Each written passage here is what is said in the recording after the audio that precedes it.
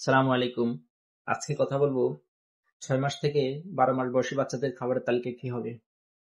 তো সাধারণত ৬ মাসের আগে কোনো বাচ্চাকে এক ফোঁটা আমরা বলি যে ১ ফোঁটা পানিও দিবেন না, জাস্ট বুকের দুধ। ৬ মাস থেকে ১২ মাস বয়সী বাচ্চাদেরকে তাদের খাবারকে আপনি ৫ ভাগে ভাগ করে দিতে পারেন। তার মধ্যে সকালে ঘুম থেকে ওঠার পর তাকে ৭ঃ০০-৮ঃ০০ টার দিকে তাকে একটা নাস্তা দিন, যেমন খিচুড়ি। খিচুড়ির মধ্যে ডাল, চাল বা তেল দিতে পারেন। তারপর ১০টা-১১টার দিকে তাকে একটা নাস্তা দিন। নাস্তার মধ্যে ফল দিতে পারেন। তারপর দুপুরের মধ্যে তাকে দুপুর ১২টা-১টা দিকে তাকে একটা ভারী খাবার দিতে পারেন। ভারী খাবারের মধ্যে তাকে ভাত, একটা প্রোটিন জাতীয় মাছ, মাংস বা ডাল দিতে পারেন। তারপর বিকেলে তাকে একটা নাস্তা দিতে পারেন ৫টার সময়। সেটা হতে পারে নুডলস অথবা ফল।